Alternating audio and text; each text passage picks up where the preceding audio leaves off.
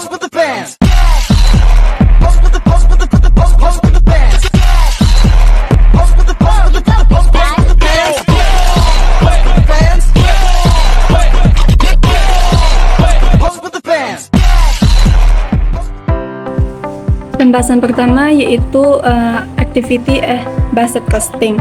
Aktiviti yang akan dibahas yaitu definisi ABC, tujuan ABC, kelemahan dan keunggulan ABC, konsep biaya per unit, kalkulasi biaya produk berdasarkan tradisional, keterbatasan sistem akuntansi biaya tradisional, kalkulasi biaya produk berdasarkan ABC, pengklasifikasian aktivitas.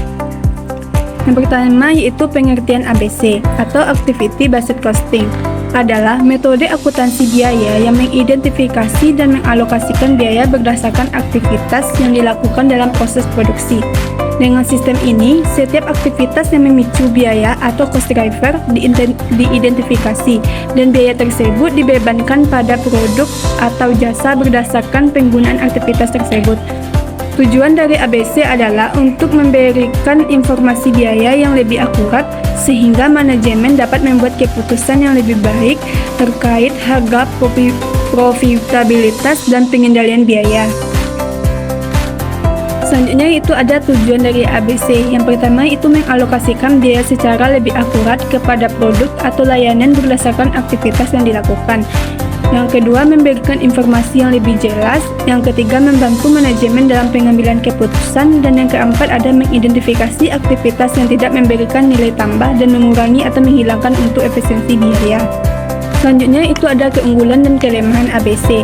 Keunggulannya memberikan informasi biaya yang lebih akurat untuk pengambilan keputusan. Kedua, membantu mengidentifikasi dan mengeliminasi aktivitas yang tidak menambah nilai. Yang ketiga, memungkinkan alokasi biaya tidak langsung secara lebih realistis. Selanjutnya itu ada kelemahan. Di kelemahannya ada kompleksitas dalam penerapan, terutama di perusahaan dengan banyak aktivitas. Yang kedua, biaya implementasi yang tinggi termasuk kebutuhan perangkat lunak khusus. Yang ketiga, memerlukan waktu dan sumber daya untuk mengumpulkan data yang akurat. Selanjutnya itu ada konsep biaya per unit.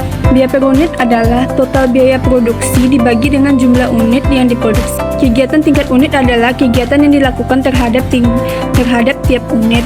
Biaya yang muncul karena kegiatan tingkat unit ini disebut biaya tingkat unit atau unit level cost.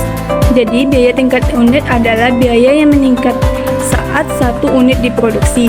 Biaya ini adalah satu-satunya biaya yang selalu dapat dibedakan secara akurat proporsional terhadap volume. Contohnya pemicu tingkat unit itu ada jam tenaga kerja langsung, biaya tenaga kerja langsung, jam mesin, bahan baku, unit yang diproduksi. Selanjutnya itu ada keterbatasan sistem akuntansi biaya tradisional. Sistem akuntansi biaya tradisional memiliki beberapa keterbatasan. Yang pertama, tidak mampu memberikan informasi yang tepat tentang biaya produk karena alokasi overhead yang kasar. Yang kedua, kurangnya fokus pada aktivitas spesifik yang menyebabkan pengeluaran. Yang ketiga, sulit untuk menganalisis profitabilitas produk secara mendalam. Yang keempat, tidak efektif dalam lingkungan bisnis yang kompleks dengan banyak variasi produk. Selanjutnya itu ada perbedaan kalkulasi biaya tradisional dan ABC. Di tradisional, penggunaan penggerak biaya berdasarkan volume, sedangkan di ABC, penggunaan penggerak biaya berdasarkan volume dan non-volume.